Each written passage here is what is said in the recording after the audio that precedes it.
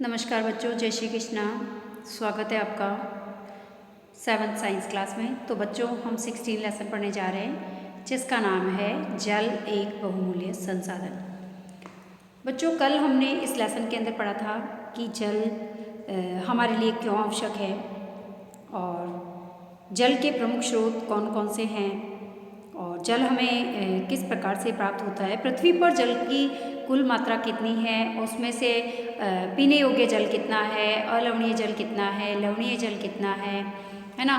और इसके साथ साथ समुद्रों में, महासागरों में कितना जल है और हिम पहाड़ों पर, बर्फ़ के पहाड़ों पर कितना जल है, इसके बारे में कल हमने अध्ययन किया था।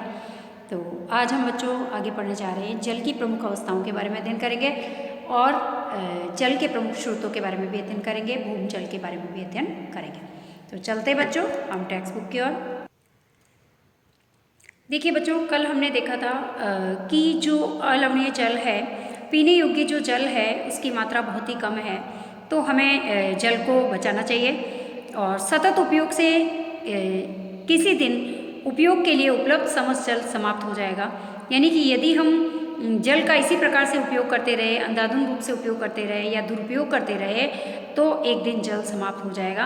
और हम ये भी जानते हैं कि विभिन्न प्राकृतिक प्रक्रमों के द्वारा पृथ्वी पर जल की निरंतर उपलब्धता करोड़ों वर्षों से बनी हुई है और ये सभी प्रक्रम सम्मिलित रूप से जल चक्र का निर्माण करते हैं। यानी कि हमारे यहाँ पर हमने देखा कि जल का तो हम निरंतर उपयोग कर रहे हैं, लेकिन वापस हमको जल कहाँ से प्राप्त होता है, तो ये आज हम देखेंगे कि किस प्रक्रम के द्वारा, जल चक्र के द्वारा हमें जो है वापस जल की पुनः पूर्ति होती है, वो किस प्रकार से होती है, इसके बारे में हम अध्ययन करेंगे। तो चलते हम आगे।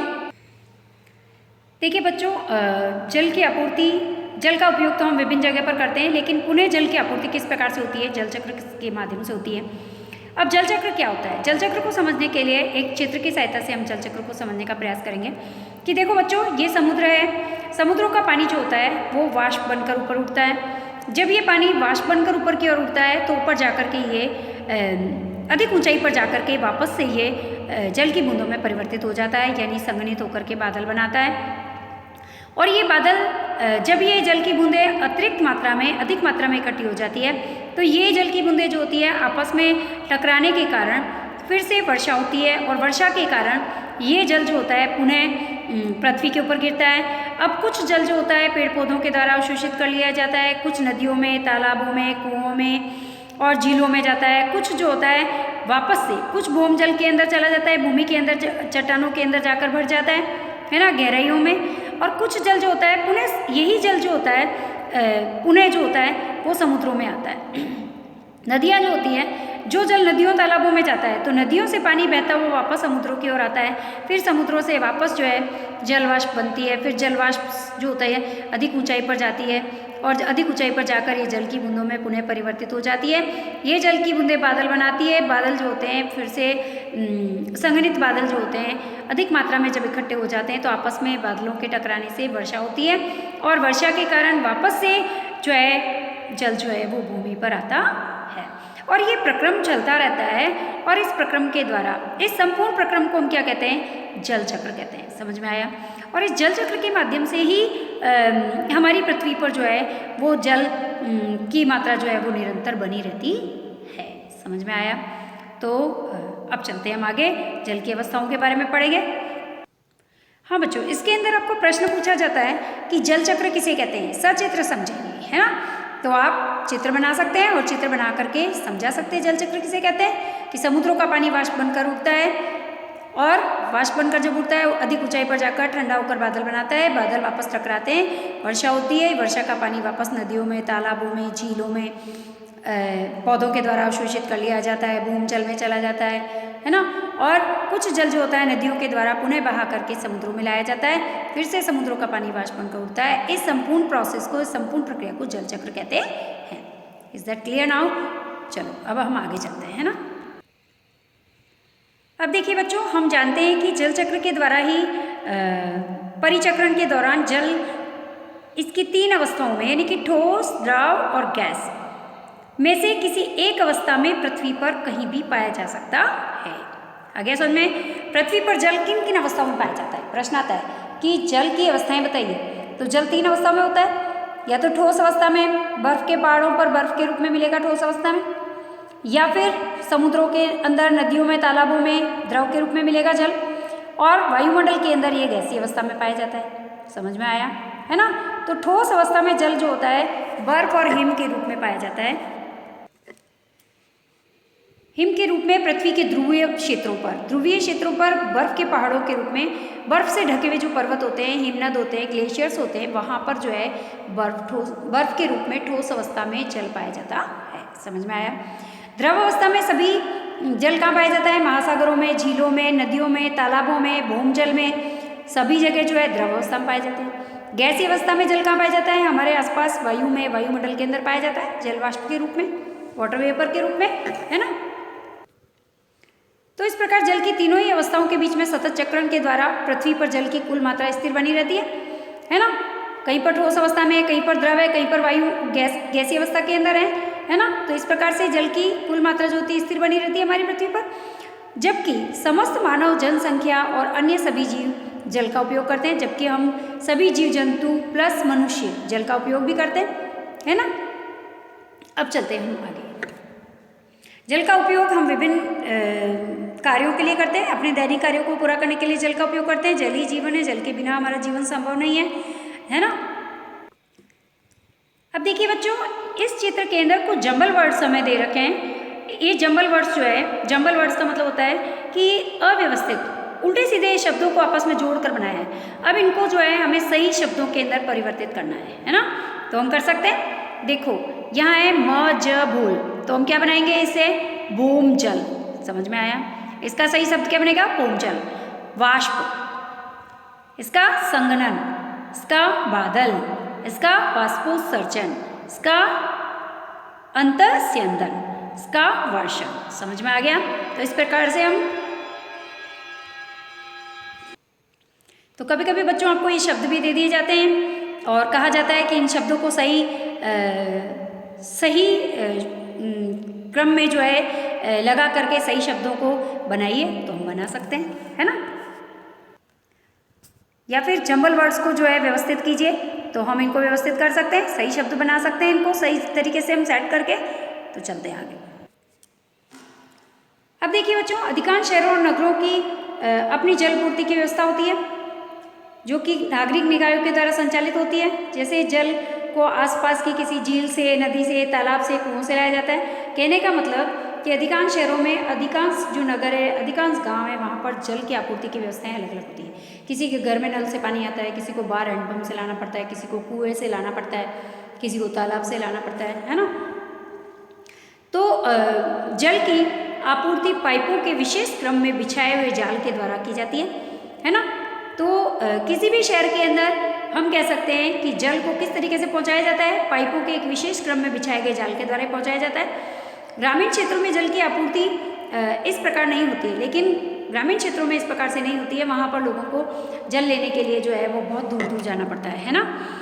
अधिक दूरी पर जाना पड़ता है, वहाँ पर भी लाइन लगानी पड़ती है ना, क्योंकि जल की बहुत कमी है।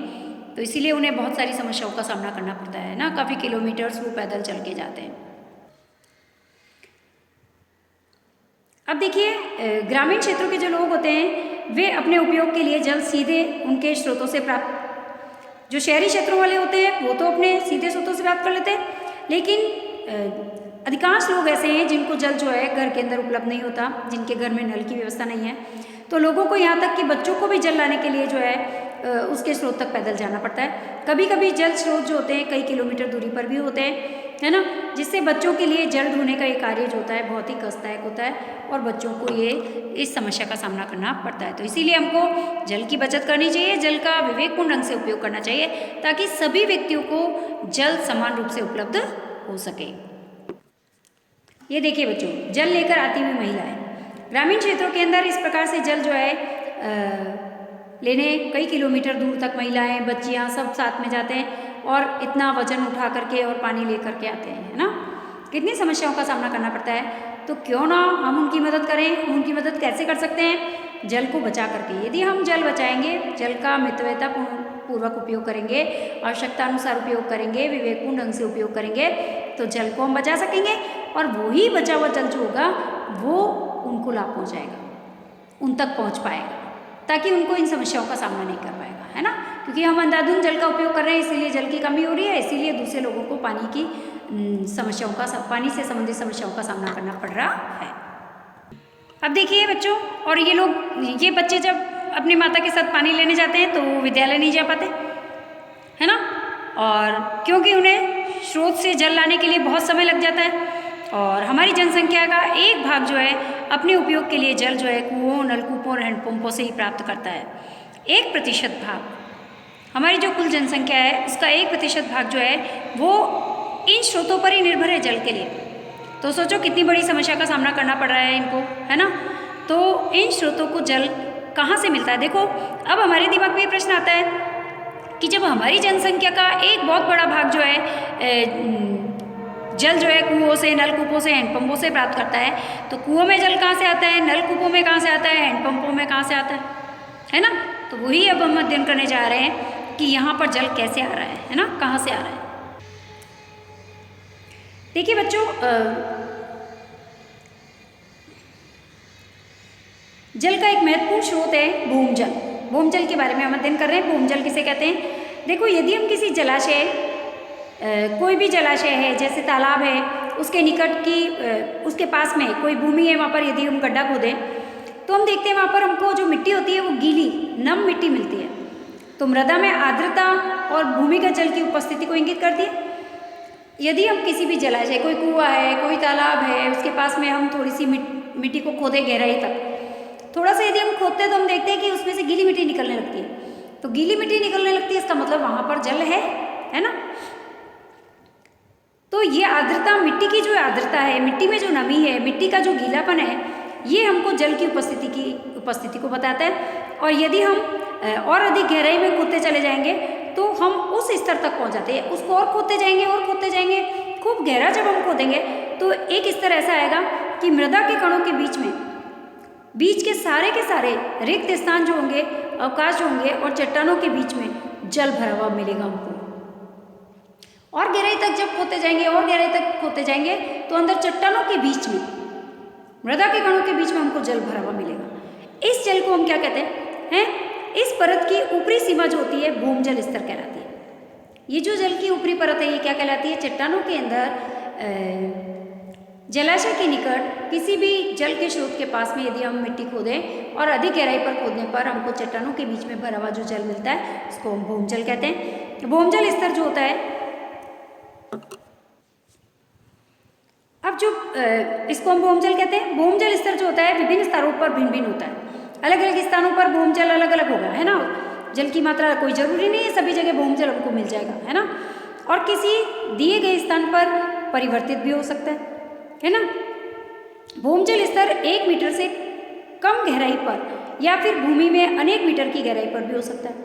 हो सकता है कि भूमि को थोड़ा सा खोदें और उसमें जल मिल जाए, तो भूमजल 1 मीटर की गहराई पर भी हो सकता है। और भूमजल ऐसा भी हो सकता है कि बहुत गहराई में खोदते हैं और उसके बाद पानी हमको मिले, तो बहुत अधिक गहराई पर भी हो सकता है और बहुत कम गहराई पर भी हमको भूमजल प्राप्त हो सकता है। समझ में आया? तो भूमजल स्तर 1 मीटर से कम गहराई पर या फिर भूमि में अनेक मीटर की गहराई पर हो सकता है। भूमजल स्तर के नीचे पाया जाने वाला जो जल होता है उसको कहते हैं भूमजल। समझ में आया? अभी हमने देखा कि चट्टानों के बीच में जल से भरे हुए जो स्रोत होते हैं उसको तो भूमजल स्तर कहते हैं, और भूमजल स्तर के नीचे जो जल पाया जाता है इसको भूमजल कहते हैं। समझ में आ गया? आया समझ में कि नहीं आया? एक बार फिर से देखो, बहुत इंपॉर्टेंट है। भूमजल किसे कहते हैं? तो भूमजल स्तर तो हो गया कि भूमि को गहराई में खोदने पर चट्टानों के बीच में पाए जाने वाला जल जो भरा होता है, इस परत की ऊपरी सीमा जो होती है भूमजल का स्तर कहलाती है। और इस भूमजल स्तर के नीचे जो जल भरा हुआ है उसे क्या कहते हैं? भूमजल कहते हैं। समझ में आया? अब देखिए बच्चों, भूमजल का स्रोत क्या है? कैसे भूमजल में पानी कहाँ से आता है? भूमजल में, है ना।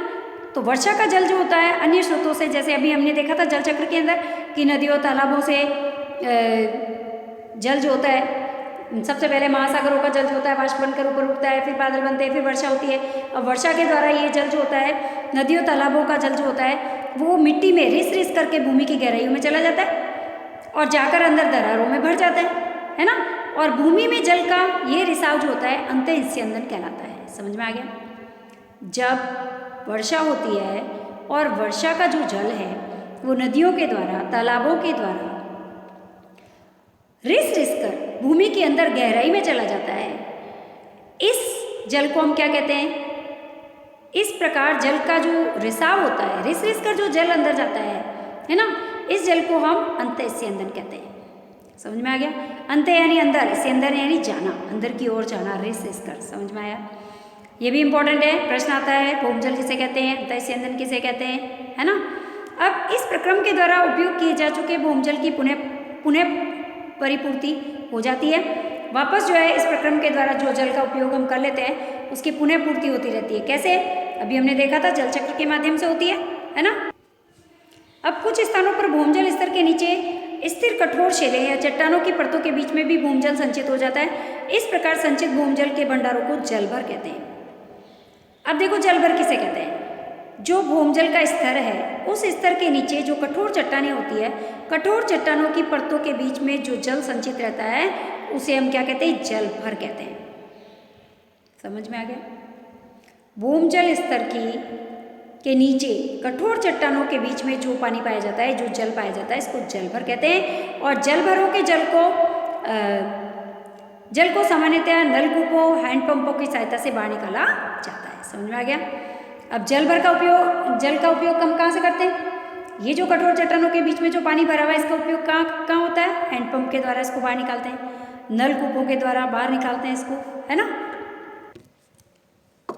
अब देखिए बच्चों, ये देखो, ये हमारा है, ये देखिए भूमजल से किस प्रकार से पुनः पूर्ति होती है। देखो ये तो है हमारा भूमजल, ये जलभर है। देखो कठोर चट्टानों के बीच में जो जल भरा हुआ होता है ये कहलाता है जलभर। और ये हमारा जो है भूमजल स्तर है। भूमि में अधिक गहराई पर गड्ढा खोदने पर जो जल चट्टानों के बीच में हमें दिखाई देता है, इसका जो ऊपरी स्तर होता है ये तो भूमजल स्तर कहलाता है। ठीक है, ये भूमजल स्तर हो गया और ये भूमजल हो गया और ये जल स्तर हो गया। कठोर चट्टानों के बीच में जो जल भरा रहता है उसको कहते हैं जलभर। ठीक है। अब ये जो जल है इसको देखो, भूमजल को किस तरीके से जो है हैंडपंप के द्वारा बाहर निकाला जाता है, हम यूज़ करते हैं, इसका उपयोग लेते हैं, है ना। हम हैंडपंप पे जो पानी आता है वो कहाँ से आता है? ये भूमजल ही तो है। समझ में आया।